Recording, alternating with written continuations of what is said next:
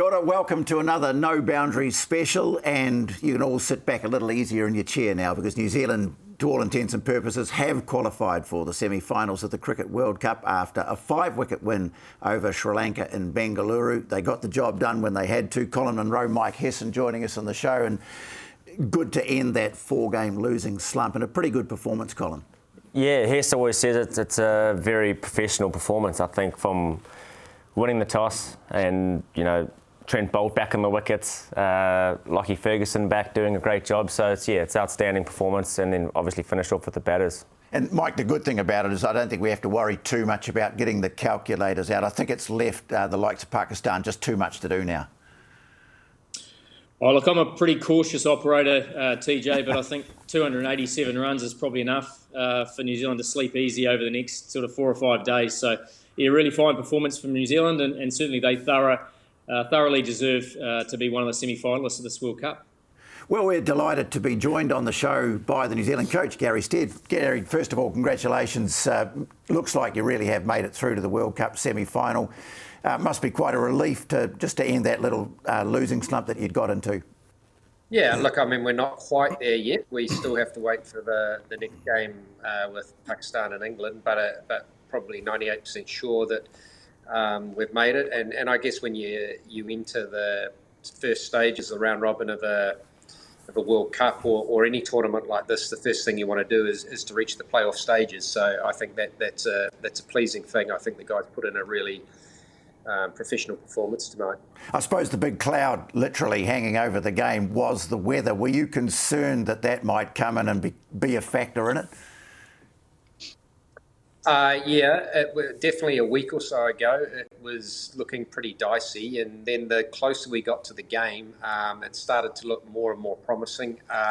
We were still probably under the assumptions today that it might be a reduced game. But then when no rain arrived, I mean, that was even better. So probably played in our favour a little bit with the toss. I think if it had been, if there was no rain at all around, we might have batted first, and that could have been a mistake on that wicket, the way it turned out.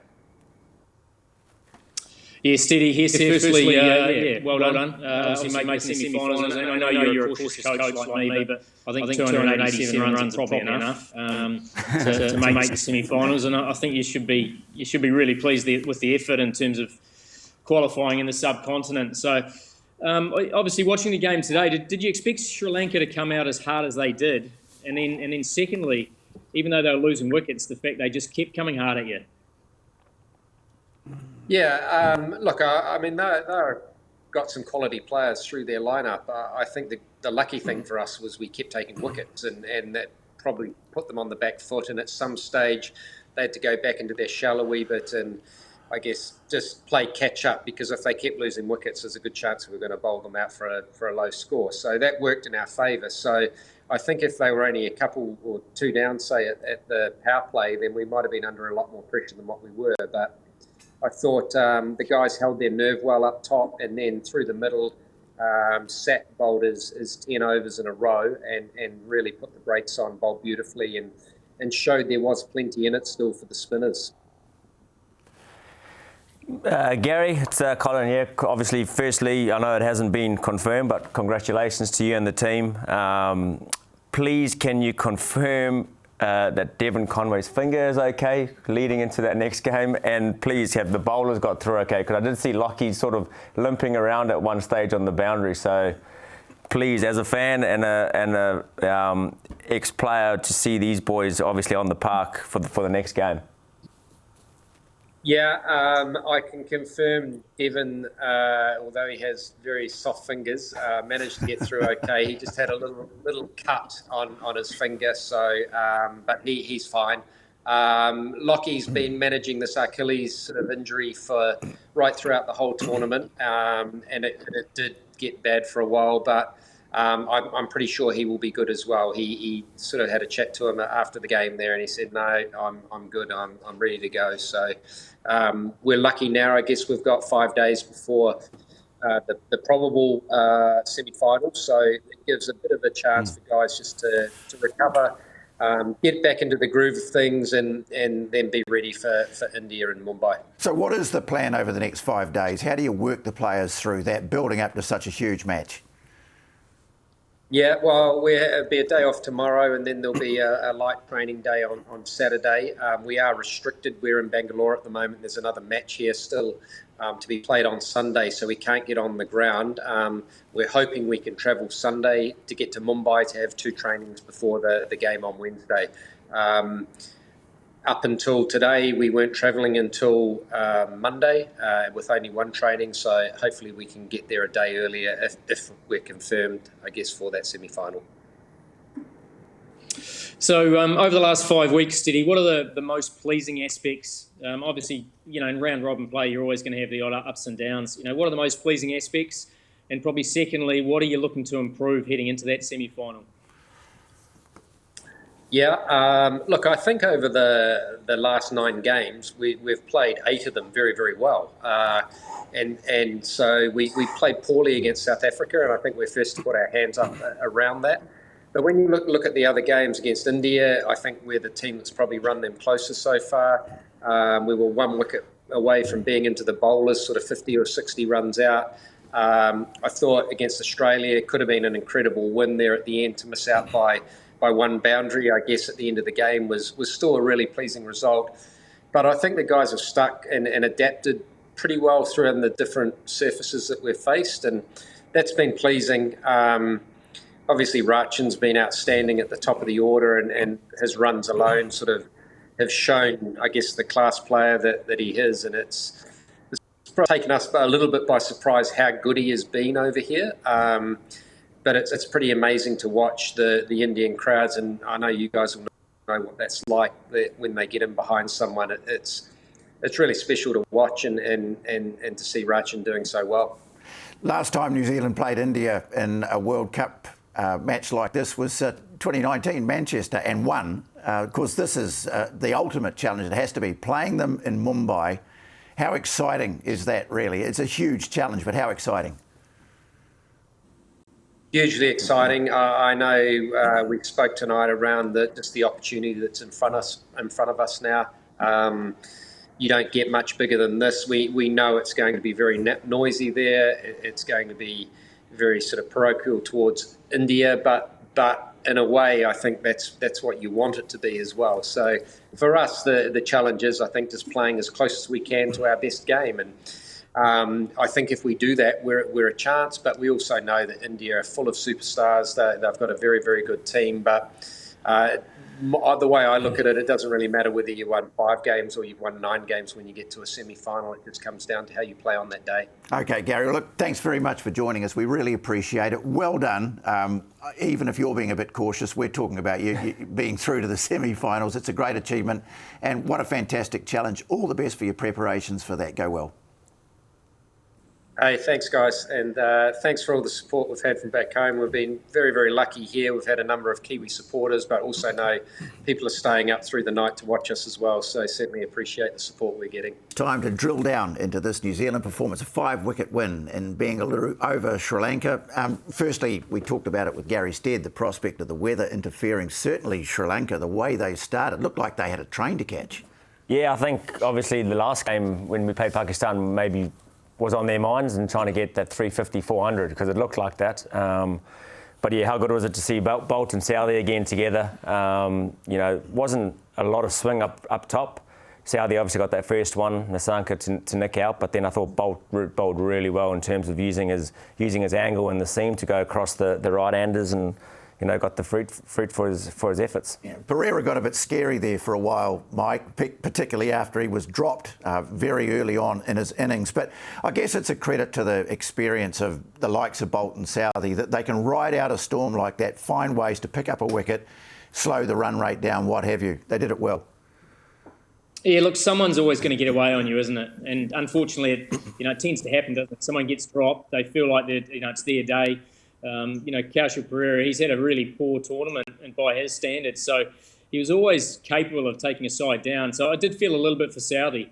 I mean, within 2 balls, he nicked out Pereira and then nicked out Nasanka afterwards. And then Pereira obviously took him down a little bit. But I think, I agree with Munners. I mean, the fact you got Bolt and Southey there, even though there was only a little bit on offer, they still did enough. The ball to get Nasanka is a genuine new ball bowler's wicket, and Bolt's the way he sort of set up, the right hand is, mixing it up with the bumper. They were sort of back to their best. And then Ferguson came in and bowled with genuine heat. So that's the way you want to use Ferguson. You want to use him against that middle order. You want to use him against a player who's new to the wicket. You don't want him coming in when he's having to try and stem the flow of runs. So really pleasing to see. And then, Satner was outstanding. Well, 10 overs straight. You don't see that very often. He was getting the ball to grip a bit too, wasn't he? Yeah, he was. And, what a better time for a spinner to come on when you get 5 in the power play and he's got to bowl to the middle to lower order. So, yeah, he was outstanding. I thought the way that he bowled, and he found that pace that really stuck in the wicket a little bit and actually spun. It's sort of that low 80s, low 80s, late 70s. And he just changed his pace and he changed his line and his length really well and his angle on the crease. We've spoken about it on the show before. He's world class. And to see him do his work today, 10 on the trot, it's not easy to do, but yeah, he did an outstanding job. It's a strange sort of transformation in the Sri Lankan batting approach because they started off with a hiss and a roar and they ended up putting the dunny door up and it sort of got a bit frustrating. It was very slow towards the end. You wonder what their tactical approach was. Well, I think it was, I tried to sort of allude to Steady, the fact that they were 2 or 3 down, and I guess because Pereira was still in, he just kept going at that same tempo, so it was always going to end at some stage. And the fact that, 5 for 74 at the end of the power play, I mean, the game is over. And then they're basically just trying to get a little bit of respectability after that. And, I think there was a period of 10 overs there where they got 12. Where it was a pretty tough watch if you're a spectator, but it was because of all the hard work that had been done prior to that. So, normally they would knuckle down after losing a couple, but they obviously didn't until they got, 5 down, which was, in the end, was particularly helpful for us. Yeah, and of course we didn't have to worry about the weather intervening, which was always the great fear. And I suppose chasing New Zealand, a good start, imperative, and they got it again from Ravindra and Conway. Yeah, I think they definitely had an agenda to try and get that total in as quick time as possible. Obviously Devon Conway and Ratchin, you saw the difference. I thought Conway looked a little rushed when he was playing Chimera, to be honest, but Ratchin just had so much time. It just looked like he was batting on a different wicket or on another planet at the moment. That boy is super talented. We've spoken about it before, but that pick up in front, quite a short ball, but on the front foot, hitting it into the stands. To someone bowling at over 140 Ks, you've seen the ball really well to do that, and the rest of the order just came in and just did their bit. Yeah, it was really impressive, wasn't it? I mean, Conway looked a little bit rusty when, his first sort of 10 to 12 balls. He got one pull shot away, and then he basically had an over where he hit one through the offside and then he clipped one off his pads, and you sort of thought, hey, today could be his day. He certainly played Texana particularly well, and he was, could have been a threat on that surface. So hopefully he's done enough to just get that rhythm of the game again, because obviously he's going to be such a crucial member of us, moving forward. And Ratchin just continued doing what he was doing. Daryl Mitchell again came out, after 2 quick wickets, and he took the game on. First ball reverse sweep 4. Took the seamer down the ground for 6 early on in his innings. It was just a really fine innings, and one that you want from your number 4. Where he doesn't get stuck.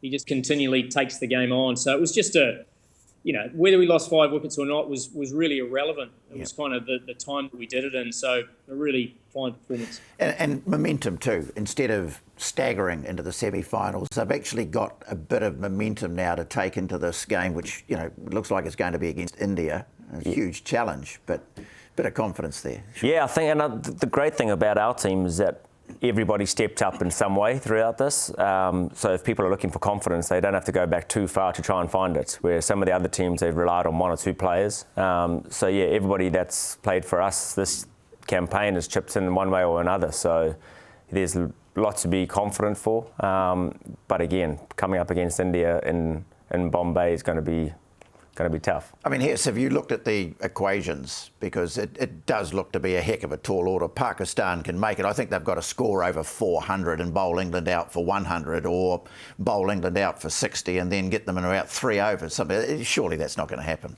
even for Pakistan. Oh, look, as we sort of talked with Steady, I mean, coaches are generally pretty conservative, and Steady played the party line in terms of, we're 98% sure, but I think it's probably 99.93% sure. It's a pretty high possibility, and sometimes I don't think they'll be sitting too uncomfortably come the Pakistan-England game, that's for sure. A couple of big issues that have come up during the last week at the World Cup. Firstly, we have to talk about Glenn Maxwell. Australia absolutely on the ropes, 91 for 7, needing a huge score to win against Afghanistan. Afghanistan might have thought, God, we're still in with a hope of making the top 4 here, and then enter Glenn Maxwell, who just a couple of days earlier had fallen off a golf cart. Yeah, unbelievable innings. I think most Kiwis love to hate Glenn Maxwell, but on that day I think they loved him. But to see that hitting was outstanding. It takes the whole coaching manual out of it. Hess stepping to the ball and hitting through the line of it, or he was standing still, and his bat speed was phenomenal, wasn't it? Yeah, I mean, I've been lucky enough to work with Glenn Maxwell for 3 seasons, and watch him in the nets and how he goes about his work, and he actually does train often at the start of his innings, without just getting his feet nice and set, and then looking at different areas of the ground that he can hit, and we certainly saw that in real life. You don't see that. You see it in warm-ups, but it's a big difference when a guy's coming in at 140. The game's on the line in the World Cup. Your feet are sunk in concrete because you got cramp in every single part of your body. And he's able to, pick it up 6s over mid-wicket, and then he's able to reverse switch it over backward square as well. I mean, it was just a phenomenal innings. I was lucky enough to wake up and at the right time and watch the whole thing unfold in front of me. And I've seen him do some extraordinary things, but not quite for as long as that. You've also worked with Mujib-ur-Rahman, who was the poor unfortunate fellow who dropped him on 33. You'd almost be thinking about a new country to live in, wouldn't you? Oh, look, Mujib's a great lad. He's a fine bowler, but fielding's certainly not a strong suit, and catching in particular. So it probably wasn't. It was probably a good move from Maxie to hit it in his direction. When Angelo Matthews walked out to face New Zealand in the game between New Zealand and Sri Lanka, Trent Boult had a word with him, a bit of a laugh. I imagine that Trent Boult was saying, you need to get out here smartly, because after we've had guys man-catted, we've had people out for obstructing the field, for helmets dropping on the wickets, and now we have had a batter timed out. I mean, seriously? Yeah, I don't know. It's a tough one. I think, when you look at, obviously it's the rules of the game, but if I'm on the field, or skipper, I'm calling back. I'm not even appealing for that, especially a broken strap or something like that too. So it wasn't really. Yeah, I think it was poor from Bangladesh, but you could see some of the guys, and even Alan Donald came out and said that's not the way that they want to be playing their cricket and stuff, and he's the bowling coach at Bangladesh too. Yes, we've sat through a Rugby World Cup where it's been marred by intrusive, pedantic officiating from people in glass booths and bunkers and stuff. Is this really where we want cricket to be going? I mean, the law is in place to stop willful acts. To stop sides, when there's rain coming in or they want to slow the game down because they lost a couple of wickets or whatever it is. This wasn't a willful act. He's basically got out to the middle. He's tapped his bat on the ground. He's grabbed his helmet, as everybody does, and the strap's broken. So, I mean, he's gone to replace it. Now, the fact that Shakib has appealed is just, it's the fact he's under pressure, isn't he? I mean, he's under a lot of pressure. They're really struggling to even qualify for the Champions Trophy. He's the captain. He hasn't scored a lot of runs. He's under the pump. I mean, it was one of those decisions, where you win at all costs, and it was a really unfortunate situation. I don't think any other team in the competition would have done it, to be honest. OK, let's look ahead. Mumbai, India, doesn't get any tougher. I mean, New Zealand, as I said before, we have beaten India in a World Cup semi-final, but this is a whole new different thing. But how do you turn that around and make it, potentially the most exciting day of your cricketing career?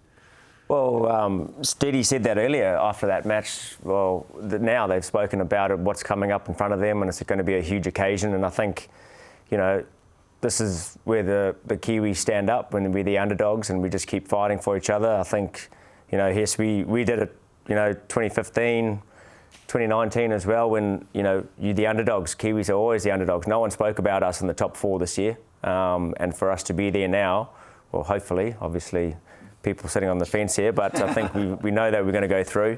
But yeah, being the underdogs and making sure that, we just go out there and we're not actually worried about who we're playing, but as long as we can try and put that perfect performance or be close to perfect, this team can beat anyone. Yeah, India, obviously, they like to bring the swagger, and incredibly confident they're at home. But how much pressure on them? Can you make that work in your favour? The pressure, the expectation is you're talking about over 1 billion people probably on India's back. Yeah, look, as a New Zealand side, you've just got to do enough to put them under pressure. Because all you got to do is you put them under pressure, and then they will, they're natural. They will start to think about the consequence of if things don't go the way they want. And New Zealand have actually had some decent success in Mumbai. We've won some ODIs there. It's a ground that a lot of the players that are playing this game have done well. So it's one ground in India where I don't think we should be concerned. There's enough bounce in the surface to bring in the likes of Bolt, Southey and Ferguson. There's enough pace in the wicket for our batters to be able to score around the ground. So I think it's one venue where we can do well, but we just have to find that time where we can put India under pressure. Because no doubt they will, as I said, they've absolutely cruised through this World Cup. They've been the best team by a country mile in terms of how they operated, but they've never been under pressure really, other than the very first game when they were 3 for 3. So it's a matter of, as I said, trying to create a little bit of doubt, sow a seed of doubt, and then, hey, just see how they deal with it. Okay, well, of course, it all becomes academic if Pakistan score 420 and bowl England out for 100, but we don't think that's going to happen. Thanks, fellas. Great, and thanks for joining us. We look forward to the semi-final. How exciting. New Zealand against India in Mumbai, and we'll have a special edition of No Boundaries to follow that match. Join us then. Mā te wā.